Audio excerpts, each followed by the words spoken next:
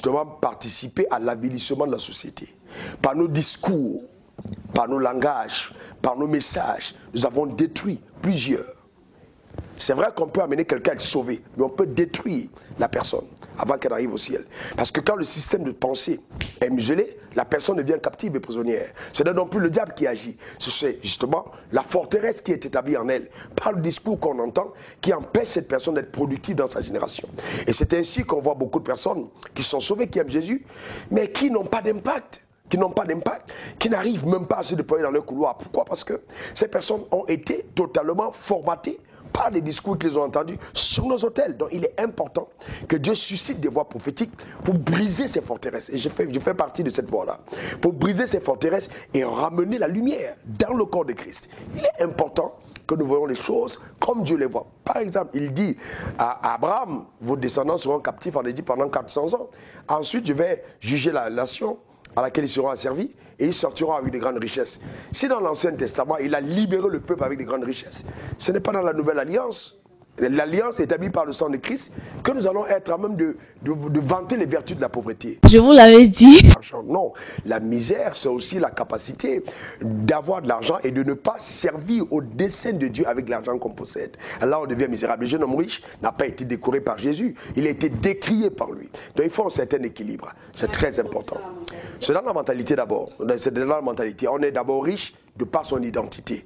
Et c'est notre identité ensuite qui va donc, par la sagesse que l'identité nous confère, nous permettre d'avoir accès aux trésors, aux richesses que Dieu nous réserve pour justement servir à sa cause sur la terre des hommes. Et donc, l'actualité c'est quoi? C'est qu'il est important que les gens qui sont appelés par exemple à construire des écoles le fassent. Que les gens qui sont appelés à construire les hôpitaux le fassent. Les orphelinats, qu'on ait des personnes qui soient en politique, qu'on ait des jeunes gens de nos églises qui postulent et qui deviennent présidents des nations. C'est normal. Mais si on passe tout notre temps à dire, bon écoutez, nous allons dominer sur la terre et que la domination, c'est une domination qui se passe dans les quatre murs. Les seules personnes qui en profitent, ce sont les pasteurs dans l'assemblée. Et Dieu ne nous a pas appelés à régner dans l'église, il nous appelle à régner dans la vie, par Jésus-Christ. Donc il est important qu'on voit la valeur ajoutée dans la vie de chaque croyant, par Jésus-Christ, dernier temps de la race supérieure, qui est la nouvelle création, est la race supérieure, la race au-dessus des autres. Un enfant de Dieu né de nouveau n'est jamais semblable à quelqu'un qui n'a pas rencontré Christ. Parce que nous avons la lumière. C'est nous qui sommes les illuminés. Nous sommes la lumière du monde. Nous sommes la référence. Nous sommes le sel. Il est important qu'on puisse maintenant voir dans la vie de tous les jours les croyants arriver à cette dimension. Que les forteresses soient ébranlées et que nous vivons ce que Dieu nous a réservé. Le ciel pour nous a déjà commencé sur la terre. Ce n'est pas là-haut qu'on verra la gloire de Dieu. Elle est là. Nous avons été dépourvus de cette gloire par le péché. Donc si Jésus a ôté le péché du monde, il n'y a donc plus de raison que nous restons justement encore dans les travers justement de la déchéance, de la honte, et dans les prisons obscures et sales de Satan. Il est temps que chaque croyant vive la pleine liberté. Et nous, on dit Amen. On travaillait comme encore aucun homme de Dieu, aucun homme de Dieu, de par les dons qu'il a, ne peut amener le corps de Christ à la perfection. On a besoin de la conjugaison des dons.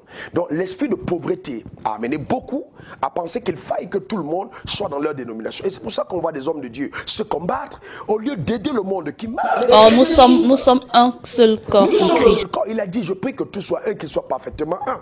Afin que tout le monde sache que c'est moi qui les ai envoyés. Ça veut dire qu'aussi longtemps qu'on n'est pas unis, le monde ne reconnaîtra pas la plénitude justement du mandat qui est assigné à l'église. Donc c'est une honte en fait qu'on soit en train de se combattre, telle personne est bien, telle personne est contre.